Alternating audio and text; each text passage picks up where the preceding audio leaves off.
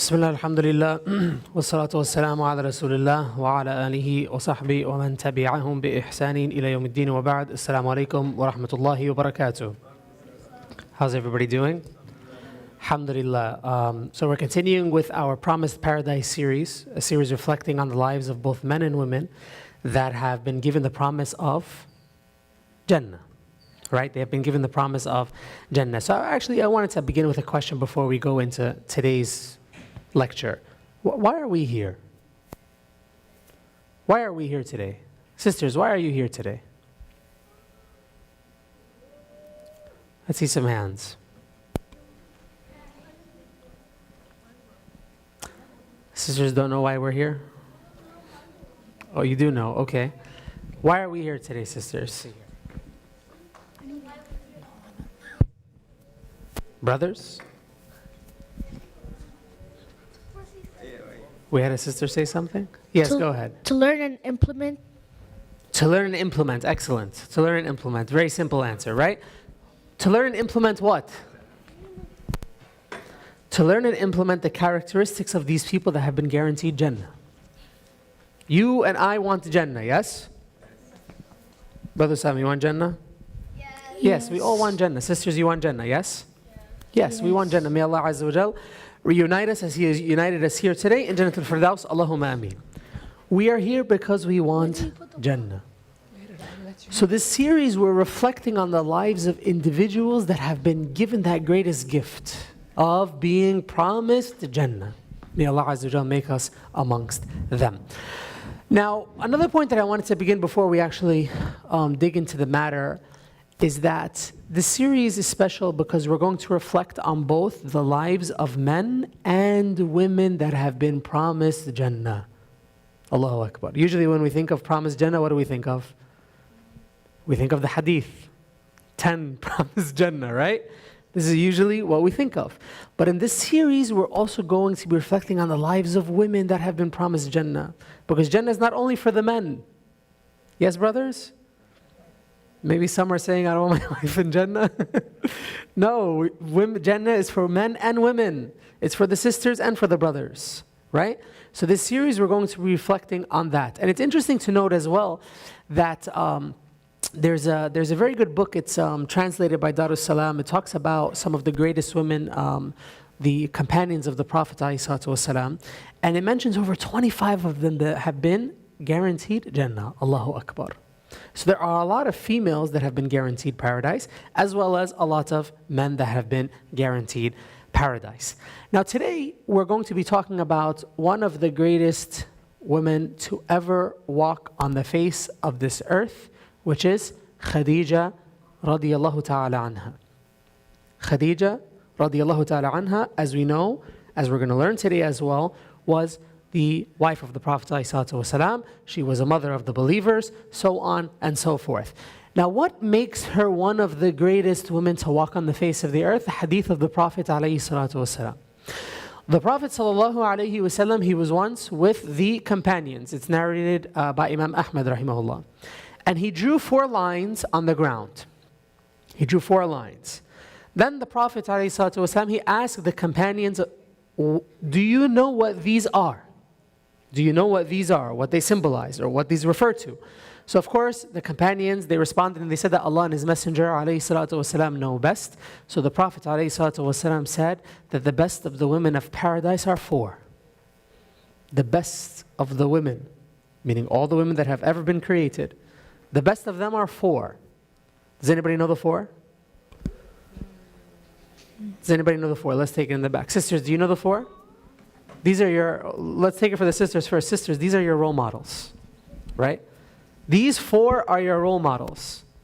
Not Beyonce, not all those, famous females that we all see and hear and, all over the TV and the news and all this stuff. These 4 are your role models. You need to know who your role models are. Who are these 4 sisters? Can we get a couple? Yalla, bismillah. Let's get the mic over there. Sisters, who are these 4? The greatest women to ever have lived. Bismillah. Who are they? Well, one you should already have, right? Khadija radiallahu ta'ala anha. Right? That's who we're going to talk about today. But there's 3 more, as well. Who are those three? Sisters. I think we're going to have to bring the refreshments out early. Sisters in the kitchen, I think we're going to have to bring the refreshments out early. Looks like they're a little sleepy after the holiday weekend. Who are the four? You have Khadija radiallahu ta'ala anha. You have Maryam, right? You have Asiya, excellent, the wife of Fir'aun. And who? Not Aisha radiallahu ta'ala anha. Fatima bint Muhammad radiallahu ta'ala anha. Fatima, the daughter of the Messenger of Allah sallallahu alayhi wasallam. So these are the four greatest women. And of course, they have all been guaranteed paradise as well. So we will most likely be hearing about them throughout this series as well, inshallah ta'ala. But today we're focusing on one, which is Khadija radiyallahu ta'ala anha. Now, remembering the reason as to why we're here today, right? We want to learn from the characteristics and the things that these individuals have done so that we can implement them in our lives. So yes, even for the brothers, today we're going to hear things that this woman did, right? That we can implement in our lives, so that we can also earn that Jannah. May Allah Azza wa Jal allow it for us. So the question really is, what is it that she could have done in her life to give her this status? So today, I want to make it a little different. I don't want to just go through an A to Z in regards to her history, right? When she was born, when she died, etc., etc. I don't want to just go through an A to Z, but I'd like to reflect on what things she did in her life, what actually happened throughout her life, so that we can extract action items for us today. That's the whole point. Today we're going to come up with some action items reflecting on her life. These are action items that we need to implement in our lives. And of course, most of them are going to be directed towards the sisters, because as we know, Khadija radiallahu ta'ala anha was a female. So let's begin with the early parts of her life. Khadija bint Khuwaylid radiallahu ta'ala anha. So she was born into a very wealthy family. And she was also born into a family with very high status, okay? Her father was Khuwaylid. That's the name that you see in her name. In the Arab culture, right? And even in the Muslim culture, your lineage comes from your father's side. So she was the daughter of Khuwaylid. Now, I don't want to go into too much history, but Khuwaylid was the leader of Banu Asad. Banu Asad was a tribe in Mecca. Okay, the Prophet ﷺ came from Banu Hashim. Banu Hashim. So basically you have these two major tribes, right? Think about it like Brooklyn and Queens, right? We're talking about New York City, you have Brooklyn, you have Queens. So that you can kind of get an idea, you have two major tribes here. So Khadija is the daughter of the mayor of Queens, you can just say, right? Just for example, right? She is the daughter of the chieftain, the leader of Banu Asad. So this gives her a very high status. It gives her a very high status. She is born into a family of nobility. Okay? Now she's also born into a family that has wealth. They had money, and they also had business that ran through their family. Now, her father eventually passes away. Okay, we're skipping, but the point is that her father eventually passes away. Now, when her father eventually passes away, she continues this business mindset and she continues to run business. The business was basically trade, right? This was probably the most common business that existed during the time of the Prophet ﷺ, which is basically trade. The way trade would work is that you would have caravans, you would have people travel. Some would go to Syria, for example, then they would come back to Mecca, they would pass through different routes, they would go to Yemen, etc. What they would do is that the tradesmen would get items from, for example, Sham, which is north, pass through Mecca. In Mecca you have certain items, Sham you have certain items, right? So they would take the items that are prevalent in one area, sell them in Mecca. Then, for example, they would take the items of Mecca, bring them to Yemen, because the items are not the same. So this was the idea of trade. Now, one challenge that Khadija radiallahu ta'ala anha faced is that she was a woman. She was a woman, right? We hear all this, political noise around women's equality and gender equality and salary equality and all this stuff, right? The reality is that this existed also during that time, right? So a lot of people, unfortunately, would take advantage of her in regards to business. So this is the way it would have to work.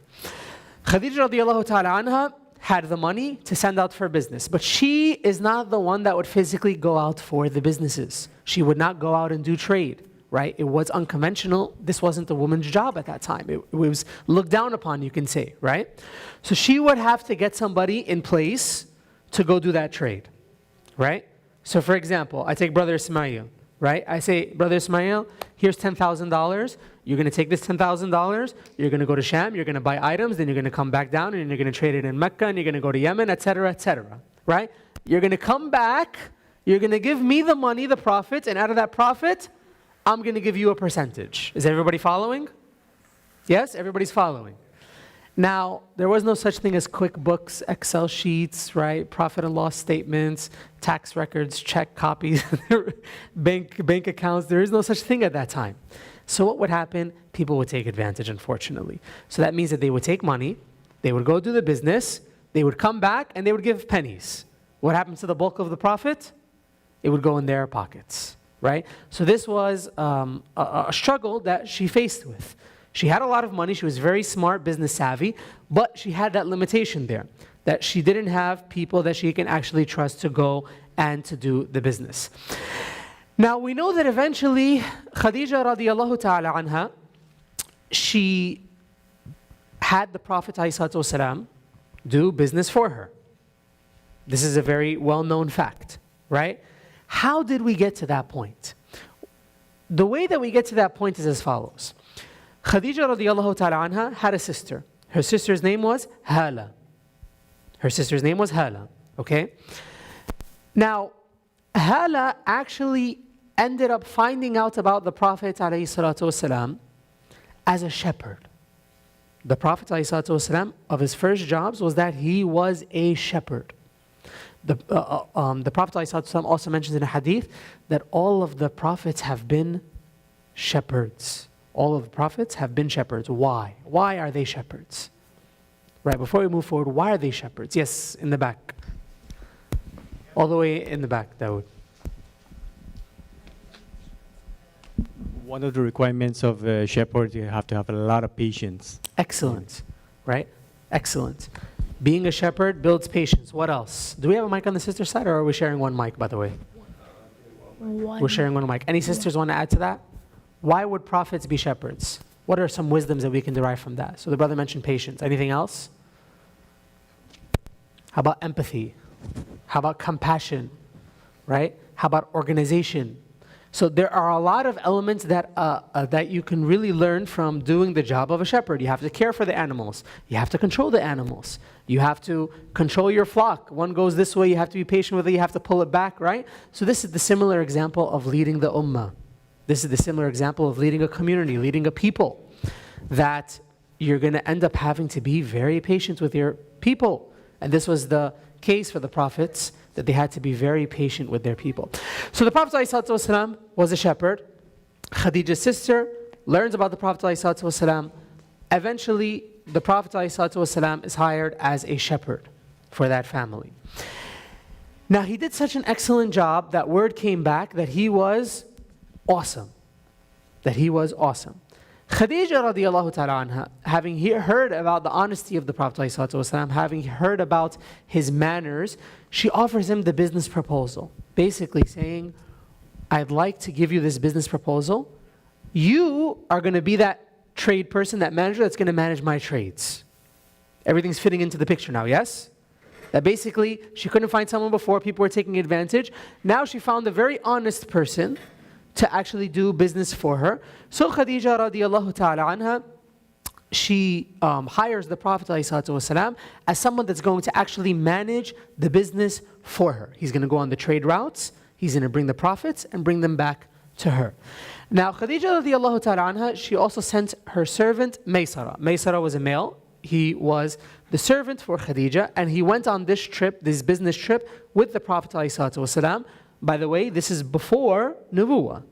This is before prophethood, right? This is before prophethood.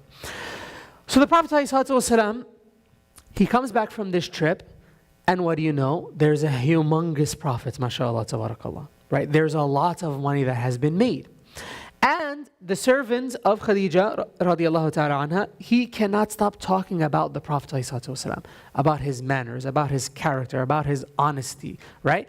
So Khadija radiallahu ta'ala anha, she is basically having received a lot of profit, and she's also receiving the great news that she's found basically an honest person, a person who has great manners, a person that has great characteristics. So 2 points here before we move forward, right? So the whole point is that we're learning from what she did in her life. We're going to extract points from her life that we can implement in our own lives. Why? So that we can earn Jannah. So that we can earn Jannah. Number 1, Khadija radiallahu ta'ala anha, she was innovative in her work. She was innovative in her work. I'm not saying she was an innovator, guys. Please. Don't catch me after the lecture and, try to slaughter me or start yelling at me. No, don't get me wrong here. She's not an innovator. I'm saying she was innovative in her work. She had that limitation that she couldn't go out and do the trade. Thus, she found people to actually do the trade for her, right? So she was innovative in her work. But most importantly, point number 2 is that her work was clean work. It was permissible work. It was halal work, right? A lot of times we wonder in our lives, why do we have problems? Why do we have problems in life? Why can't we pay our bills? Why do we have fights at home, right? Sometimes the solution is just to look to your work, look to your occupation, look where you're getting your paycheck from. If you're not making clean money, if you're not doing something that is permissible in the eyes of Allah, then what do you expect? Right? The Prophet ﷺ, he once mentioned in a hadith that there's a man, he's on travel, he looks disheveled, he's tired, he's raising his hands, making dua to Allah Azza wa Jal, but his food is haram, his drink is haram, right? His sustenance is haram. His dua is not accepted. The Prophet ﷺ said, how does he think his dua is going to be accepted? So, wallahi, this is a very important point, that you must look to your occupation. And I'll tell you what too, if your occupation is something that perhaps is not permissible, you got to start thinking about change. You have to start thinking about change, because I can guarantee you, the day that you pass, and by the way, you're all going to pass, I'm going to pass, we're all going to die, right? The day that you pass, that work is going to be a severe regret for you. And you don't want to end up in the akhirah with that situation, right? So of course we ask Allah Azza wa Jalla to make it easy. The key point here is that you take the initiative. That you take the first step, Allah Azza wa Jalla is going to make it much easier for you to find something else that's permissible. So what's the point here? The point here is that Khadija radiallahu ta'ala anha, her work was halal. Her work was halal. There's another hadith of the Prophet alayhi salatu wasalam, that there was a man who, a man noticed another man, right? That had a rain cloud over him. And the rain cloud would basically rain on his area, right? And he would go and he would move the water to specific areas on his land and irrigate. And the cloud was basically on his command. Where he would move, the cloud would go, right? So the man came up to the man and said, who are you? Like, what is this that you do to have this situation? One of the things that this man did is that he had a halal job. Allahu Akbar. So if we want sustenance, right? If we want money, because the reality is we're chasing money. That's the reality. If we want money, then we have to make sure the way that we're earning it is pleasing to Allah subhanahu wa ta'ala. So that was point number 2, halal work. Now, eventually as we move forward, Khadija radiallahu ta'ala anha, having heard about the Prophet ﷺ, having seen the production that he's actually produced, right? And think about this for a second. She used to send men to go do trade for her, right? They would come back with pennies. Now the Prophet ﷺ went, he came back with tons of money, mashallah, right? So she knew that he was honest. Of course, it's barakah from Allah subhanahu wa ta'ala as well, but the point is that she knew who he was. So eventually, she makes the initiative to try to find out what's the situation with marriage. Now, Khadija radiallahu ta'ala anha, she was actually married twice before the Prophet alayhi salatu wasalam. She was married twice. Her first husband died, she was separated from her second husband, and then after that she didn't get married again. What does she have to get married for anyway, right? She has all the money, she has status, she has children, right, from the previous marriages. But when she found out about the Prophet ﷺ, right, even though she was older than the Prophet ﷺ, and she was, as some of the scholars mentioned, she was the most wanted woman in Mecca, Allahu Akbar. The most wanted woman in Mecca for marriage. She wasn't married, she had the money, she had the status, she had everything. And she actually initiated the request to try to find out about the Prophet alayhi salatu wasalam, right? The way that she went about it, she sent someone to ask about the Prophet alayhi salatu wasalam. They asked the Prophet alayhi salatu wasalam, are you looking for marriage? The Prophet alayhi salam said, who's going to want me for marriage? I'm basically a shepherd. I'm living in my uncle's house.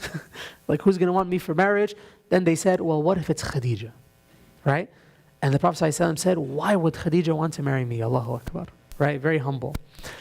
So eventually what happens, the actual request is made, and the Prophet ﷺ gets married to Khadija radiallahu ta'ala anha. The marriage is in the house of Khadija radiallahu ta'ala anha. The uncles of the Prophet ﷺ, as well as the uncle of Khadija radiallahu ta'ala anha, are the ones that are taking charge in this marriage. Because remember, her father passed. Okay? Now, this is point number 3 here. Point number 3. She went about her feelings in a permissible way.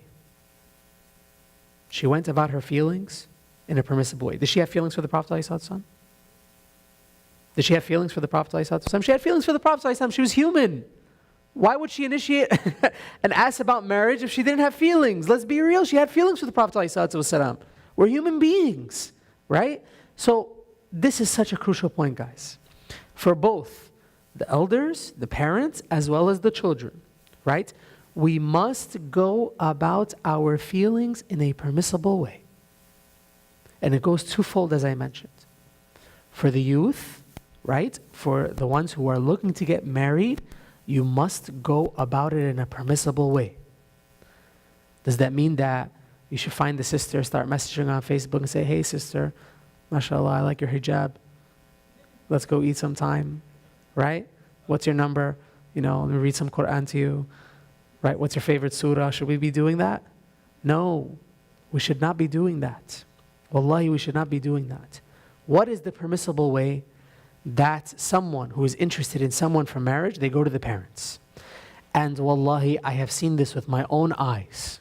Okay, I have seen this with my own eyes. Almost every single case.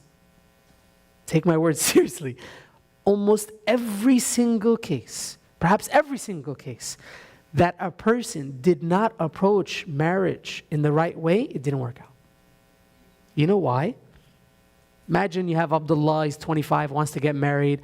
He wants to get married to Maryam, mashallah, she's the love of his life, even though he doesn't know anything about her. Then he goes to his parents, and she goes to her parents, and she says, oh, I want to marry Abdullah. They're like, who's Abdullah? Right? The parents get upset. They're saying, how dare you cross us? And she says, no, I love him. And the parents are going to be upset. And the parents are not going to want to move forward because they feel betrayed. They're saying, how could my daughter just go and love somebody, right? The guy doesn't even probably have a job or a degree or anything also, right? He's not even working, making money. It doesn't make sense, from the beginning. But the whole point here is that it wasn't done in the right way. Now, on the flip side, marriages that are approached in the right way almost always work. Allahu Akbar. That's just the nature of it. Allah has set a system. Allah has given us a system. Is there any system that's better than Allah's system? It's impossible. It is literally impossible. There is no system better than Allah's system. So for that reason, we have to go about approaching our feelings in the right way. I'll tell you guys a personal story. When I was getting married, right? I didn't even see my wife until I spoke to my future father-in-law first. I had to meet my father-in-law. I had no idea how she looked like. My mother saw her, right? And I had to meet my father-in-law. He had to give me the okay, right? I had to first pass his test. Once I passed his test, then I was able to go to the home and actually meet her. SubhanAllah. A father that protects his daughter like that, a gem. And the only way you're going to be able to get something like that is doing it the right way. Now, for the parents, right? I know we're going off on a little tangent, but the whole point of this, right, as I mentioned, is that we reflect on these points. Parents, please do not kill or hurt your children or yell at your children if they express feelings to you. Please do not do that, right? If your son comes up to you and he says, Dad, you know, I like this sister. Astaghfirullah, beta, I'm going to kill you. We can't do this. And wallahi, this is serious, right? This happens in homes. Let's be very real. It happens in homes. Now, let me ask you something. If we were to react to our children this day, what do you think is going to happen? What do you think is going to happen? Are they going to come back to you? Are they going to come back to you, mom or dad, if they have a problem? Never. They're going to end up going to the street, to their friends, to whoever else. The last person on the list is going to be the parents. So parents, please, if your child comes up to you saying something like this, that means that they trust you to begin with. That means that's something good, not something bad. So please take their words seriously and have a conversation with them. That's it. Even, me, I have a son. He's like 1.5 years. I already dread the day that he's going to come up to me and say these things. But the point is that if he ever comes up to me and says something like this, I'm going to say, okay, let's go about it the right way. Very simple, right? Marriage is supposed to be simple. We've complicated marriage. That we've made it, that it has to be $20,000 haul and $50,000 honeymoon, and you have to have 10 appetizers on the menu, and you have to have 20 dishes on the menu, and the poor groom is going into debt just to get married, right? This is the sunnah of the Prophet ﷺ. The sunnah of the Prophet ﷺ was to make marriage very easy. And on the flip side, guys, don't take advantage also. You have to pay up. You do have to give your mahar. You do have to give a dowry. So the point here is what? She went about her feelings in a permissible way. Allahu Akbar. Right? She consulted, she had somebody ask, her uncles actually handled the marriage, etc. So Khadija radiallahu ta'ala anha, she marries the Prophet alayhi salatu wasalam. Now the Prophet alayhi salatu wasalam, he's married to Khadija. She's a wealthy woman. Right? Now he does not need to, be so involved with as being a shepherd or spending so many hours working, because there's resources now. He can work a little and ends are met. So the Prophet ﷺ, he focuses now and he has more time for the community. He has more time for the people. He has more time to think. He has more time to reflect. The inclination of the Prophet ﷺ to begin with was tawheed, to worship Allah subhanahu wa ta'ala alone, right? He would be bothered by the polytheism, by the idols. He would be so bothered by this stuff. So now he had time to reflect. And as we know, the Prophet ﷺ, he would go where? To Jabal Nur, Ghari Hira. He would go to the cave of Hira, right? He would go there and he would reflect. Anybody's ever been there, by the way? Seen it from the outside. Did you go in? You went in, mashallah. It takes about an hour or so to climb up, yeah? Yeah, it takes about an hour or so to climb up. You're talking also, it's distance from Mecca too, so, you're talking about, no cars or whatever. You could say 1.5, 2 hours to go from home up to the cave, right? So it's a journey. So the Prophet ﷺ, he would go to Ghari Hira and he would reflect and think, right? And the lecture is more focused on Khadija, but we can also take benefits from the Prophet ﷺ. He would think and he would reflect on life, right? Reflection is a good thing. Allah Azza wa Jal commends those who reflect and think about their surroundings and think about the creation that Allah subhanahu wa ta'ala has made. So the Prophet ﷺ, he would go to Ghari Hira, he would stay there, he would reflect. Now he would take food from Khadija radiallahu ta'ala anha. She would supply him with food to go.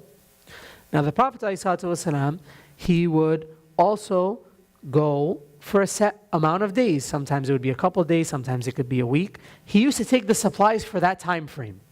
Let's say he's going for 2 days, he would take the food for 2 days. That would last him 2 days.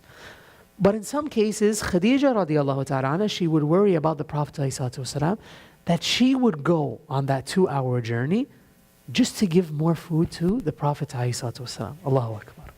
Right? Point number 4 here from Khadija. She would support her husband.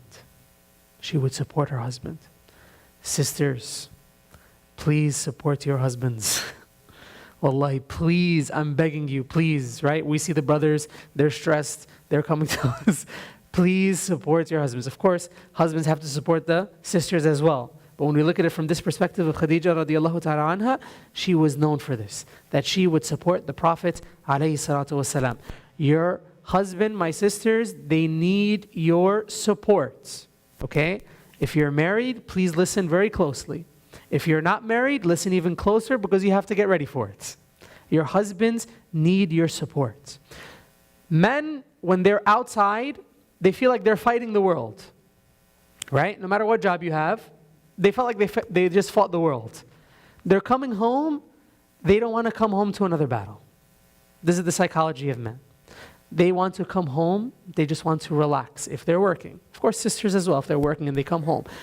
But over here, we're talking about the brothers here. Now imagine this, sisters, right? Imagine this. Your husband just went on a journey, 2-3 days, came back, and then he says, I'm going back, right? What would happen nowadays? What would the sisters say? Again? You're going again? Didn't you just go yesterday? Right? This is the natural responses that would end up coming out. But look at Khadija radiallahu ta'ala, she's supporting the Prophet ﷺ, to the point that she would go on that journey just to give more to the Prophet ﷺ. Wallahi, this is such an amazing, amazing character, an amazing attribute of Khadija radiallahu ta'ala, that she supported her husband. Now, of course, husbands, you got to support your wives as well. You better treat your wives good. That's how the Prophet ﷺ treated his wives. But sisters, please support your husbands. Now, we also know of the first story of revelation. The first revelation that came to the Prophet ﷺ. Iqra, right? We all know the story. Jibreel ﷺ descended on the Prophet ﷺ in Ghar Hira, told him to read. He said, I cannot read. And the first verses of the Quran were revealed to the Prophet ﷺ. What did the Prophet ﷺ do in this case? Where did he go? He went back home. He went back home. Why would he go back home? Because there's support at home. There's love at home. There's care at home, right? Usually, for the brothers, you have a problem outside. You want to go home, right? You want to go home and feel that love and support. You want the problem to be solved at home, right? You look to your wife for comfort as well. You look to your wife for comfort in the hard times. So Khadija radiallahu ta'ala anha, she was that support to the Prophet alayhi salatu wasalam. Even the Prophet alayhi salatu wasalam came to her and he told her, Zammiluni, cover me. And he's telling her what happened and he's like, I'm not sure what happened. Am I going crazy? What's going on here? Right? And Khadija radiallahu ta'ala anha, she said that by Allah will never disgrace you. Allahu Akbar. The hadith is in Sahih al-Bukhari. She says, Allah will never disgrace you. Because you keep good relationships with your families. You speak the truth. You treat people good. You help the poor. You help those that are in need. You give generously. You assist the ones that are in hardships, etc., etc., etc. Right? She's praising the Prophet ﷺ. She's supporting him. Then she also took the Prophet ﷺ to her cousin, Waraqa bin Nawfal. Right? She took him to her cousin because her cousin was a monk. He was well known, he was well versed, he knew about the books, he knew about the prophets, he knew about all of this, right? So she's supporting him and she's saying, let's go to the expert and find out what's going on. This shows us also we can go to experts, even if they're non-Muslim. Can you go to a non-Muslim dermatologist? Of course you can. If they're the expert, you go to them. There's no problem with using a non-Muslim. If you can find a Muslim, great. If you can't, there's no problem. Even if there's an option between a Muslim and a non-Muslim, and the non-Muslim is more qualified, you're allowed to use the non-Muslim, you're allowed to work with them. There's nothing in Islam that prohibits that. So the Prophet ﷺ, we learned that from many instances through his life. So she took him to her cousin, and he basically confirmed what's going on.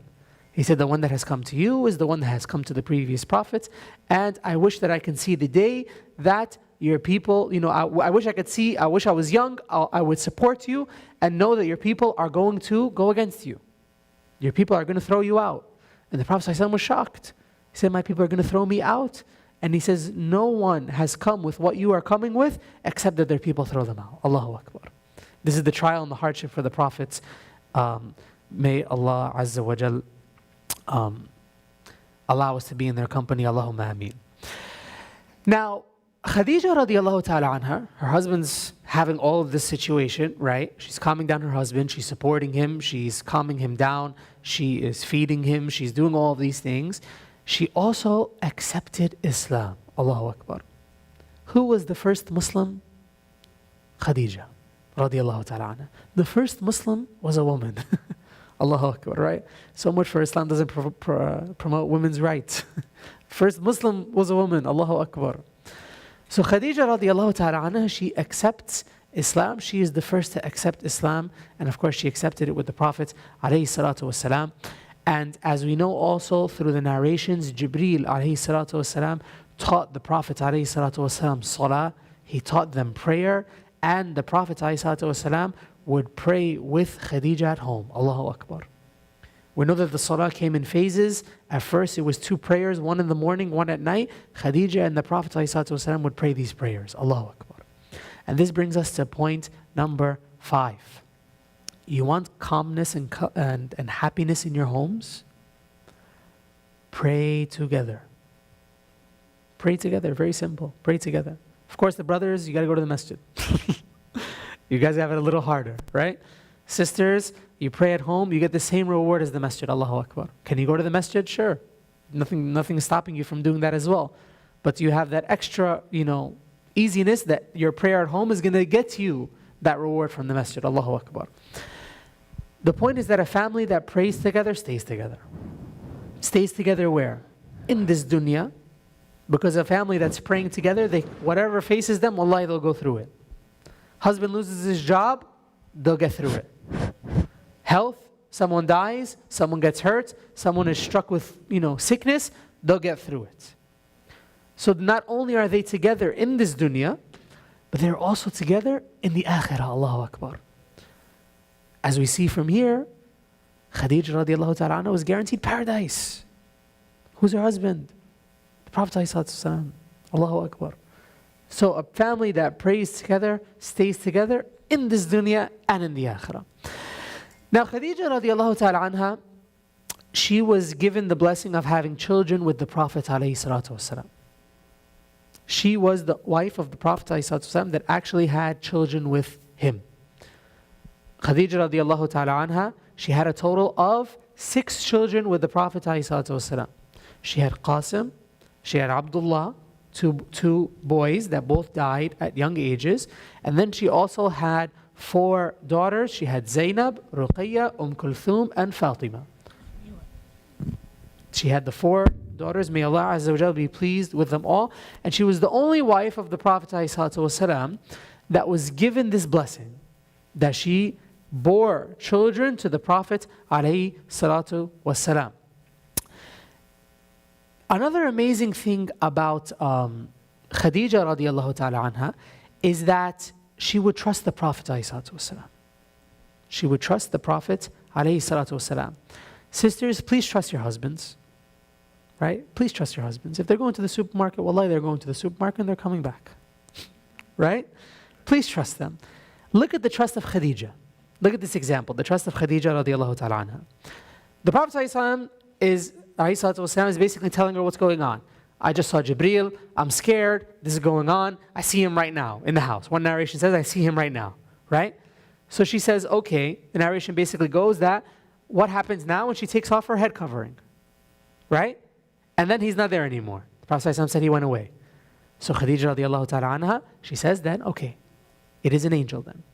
It is an angel because if it was a devil, if it was a shaitan, if it was of the shayateen, he would have no problem staying and seeing my hair, right? But because it's an angel, that he left. So what's the point here? She trusts him. The Prophet ﷺ saying, I'm seeing this, I'm seeing that. She trusts him. Allahu Akbar. Trust is so important in a relationship, and we see this from the relationship between the Prophet ﷺ and Khadija radiallahu ta'ala anha. Now, Khadija radiallahu ta'ala anha was so beloved to the Prophet ﷺ. They had a very, very special love, to the point that Aisha radiallahu ta'ala anha, right, a wife of the Prophet ﷺ, that would come later on, she never saw Khadija radiallahu ta'ala anha. Okay? There were differences in ages. Khadija also, as we know, died. The Prophet ﷺ was also struck with grief when she died. It was the year of grief. Several things happened. That was the hardest on the Prophet ﷺ. But the point is that Aisha radiallahu ta'ala anha, she never saw Khadija. But look at the love that the Prophet ﷺ had for Khadija. Look what Aisha radiallahu ta'ala anha says. She says that I did not feel jealous of any of the wives of the Prophet ﷺ as much as I did about Khadija radiallahu ta'ala anha. Someone she never even saw. Allahu Akbar. She never even saw her. She didn't live in the same life. They weren't adults at the same time. Nothing. And yet she was more jealous of her, even though she was dead. She was more jealous of her than any of the other wives of the Prophet ﷺ. Can you imagine that? And look what she says. She says that the Prophet ﷺ, he used to mention her very often. He used to mention her very often. One hadith mentions, she says that whenever he slaughtered a sheep, he would cut its parts and he would send them to the women friends of Khadija. Radiallahu ta'ala anha. From his love for Khadija, he used to give to her friends. Allahu Akbar. That's how much he loved her. And another hadith mentions that Aisha radiallahu ta'ala anha, she mentions the hadith that Hala is the sister of Khadija. Remember, she's the one that did the shepherding and she's the one that, found basically Muhammad ﷺ, all of this, right? One day, Hala, she saw permission to enter into the house of the Prophet ﷺ. She saw permission to enter. Khadija's already dead, right? This is later on in life. The Prophet ﷺ, just from her seeking of the permission to enter in, he was reminded of Khadija, radiallahu ta'ala anha. And he was so affected. He was so overtaken by emotions just from this, as if like he had a reminiscence of her. SubhanAllah. That's how much he loved her. And the Prophet ﷺ said, let her in. This is Hala, the sister of Khadija, right? The daughter of Khuwaylid. So Aisha radiallahu ta'ala anha, obviously she had jealousy. Yes? She had jealousy. So she basically kind of blew up. Right? She basically kind of blew up. She tells the Prophet ﷺ, hadith is authentic hadith. She says, why do you remember one of those old women of the Quraysh with their gums that are red and she's been dead for a long time when Allah has given you something better? And someone who is much younger. Allahu Akbar. Right? And the Prophet ﷺ said, no. Even, some narrations mention that he even told her that there is no one like Khadija. She was the best wife. Basically to her face. The Prophet ﷺ is confirming it, saying she was number one, no one's ever going to compare. Allahu Akbar. That no one's ever going to compare to Khadija radiallahu ta'ala anha. The jealousy was so strong, subhanAllah, that in the narrations of Aisha radiallahu ta'ala anha, that she would say, by the way, the jealousy is a good thing and I'll explain why in a second, right? So don't think bad of Aisha radiallahu ta'ala anha. The jealousy was so strong that in the narrations where Aisha radiallahu ta'ala anha, she's basically saying, why do you talk about Khadija so much in this way, right? She's narrating, she said that I asked the Prophet ﷺ, why do you talk so much about Khadija? And then she said that the Prophet ﷺ said, إِنَّهَا كَانَتْ وَكَانَتْ. She didn't even mention the good things that the Prophet ﷺ said about her. In the narration, she said that the Prophet ﷺ said to me that she was such and such. That she wouldn't basically say the good things that she did. Allahu Akbar. That's how strong the jealousy was. But why was the jealousy so strong? Right? Aisha radiallahu ta'ala anha, she mentions it also in hadith. And she mentions that I was jealous of Khadija. Why? Because she was promised by the Prophet ﷺ and by Jibreel a mansion, a palace in paradise. Allahu Akbar.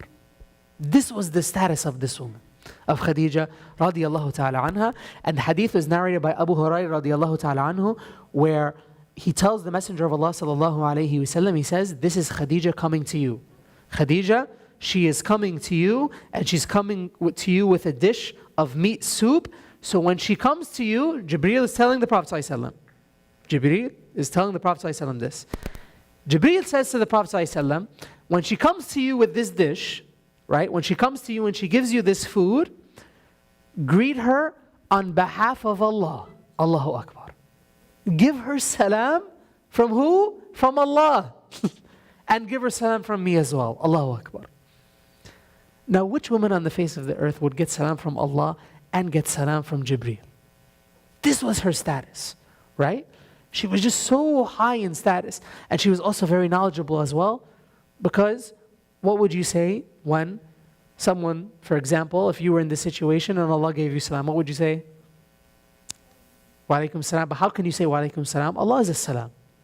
Right? The salam is coming from Allah. So she responded and said, Allah is salam. And may peace and blessings be upon you, Rasulullah.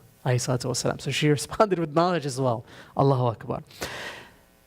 And Jibreel in this specific hadith, he also mentions, he says, greet her on behalf of Allah, greet her on behalf of me, and give her the glad tidings of a palace in paradise. Allahu Akbar.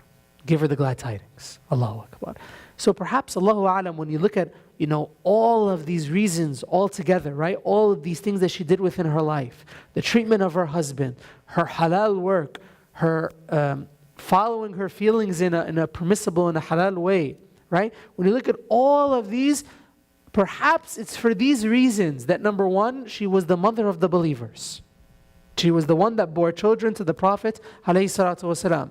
Number two, she is the leader of, she is the mother of the leader of the women of Jannah.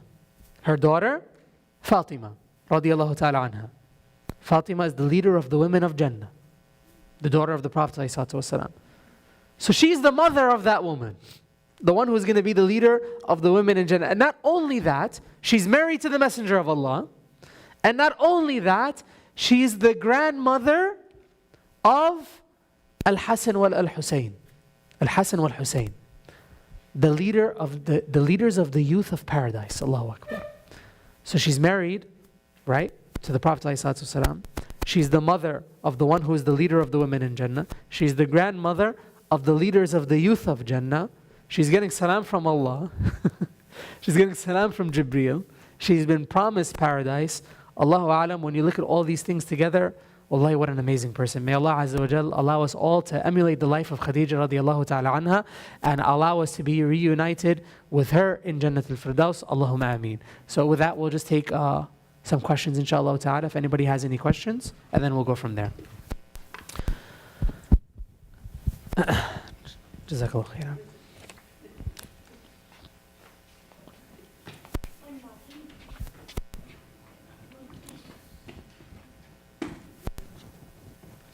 Yes, I knew this was coming. Sisters, I knew this was coming, right? So basically the sister said to support your husband, agreed, but what if your husband is disrespectful and doesn't have patience, unlike the Prophet ﷺ was? And I think that men need to be more like the Prophet ﷺ. What should you do, right? Definitely this is a real problem. This is a very, very real problem in Muslim homes. That Muslim husbands are abusive, they curse, some of them, there's domestic abuse going on, and it is very, very hard for anybody to handle this, right? It's not humane treatment in some homes. This is very real. Every situation is different. It's not black and white, but I'll tell you what, that in all honesty, right? Yes, some situations are impossible, but sisters, one thing that we have to realize as well is that you kind of control the husbands. You can make a husband do whatever you want, right? Behind every man is a woman, right? Behind every strong man that has, status and stuff is a woman at home. That's basically keeping him in order, and she can make him do whatever she wants, right? The brothers know that are married, a brother can go crazy, right? A brother can go crazy if he's not being, if he's not getting good treatment at home either. So yes, the problem is very real. I do agree with you, sister, that brothers need to be more like the Prophet ﷺ. And on the flip side of that, sisters also, try your best to bear it with patience and to do everything you can to make the situation better as well. Yes. Next question. Anybody else have any questions? Sisters, any questions? Expecting to get more questions on the marriage stuff. Yes. Let's just get on the mic because we have some online viewers. Jazakallahu khairan. My question is, if Khadija radiallahu anha took Prophet Muhammad sallallahu alaihi wasallam to Waraka, and Yes. he confirmed that he is a prophet, so wouldn't that make Waraka the first person to accept Islam? So, the Prophet ﷺ was actually asked this. He was asked about Waraqa bin Nawfal, right? And the Prophet ﷺ, he mentions, some narrations mention that he saw him in a dream basically wearing something white. And he basically said that if he's wearing something like this, he can't be a person of the hellfire, because he would have been wearing something different, and the prophets have visions of truth. So Allahu Alam, it's a bit, not too clear. However, the first person to accept at the hands of the Prophet ﷺ and accept Islam and give the Shahada, start praying and to do all these things was Khadija, radiallahu ta'ala anha. Yes. Any other questions?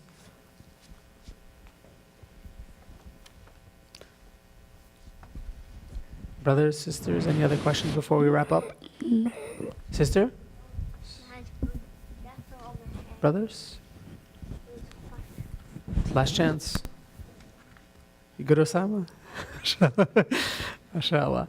Okay, khair inshallah. So we'll finish there. Subhanakallah bihamdika ashhadu an la ilaha illa anta astaghfiruka wa atubu ilayk. Assalamu alaikum wa rahmatullahi wa barakatuh.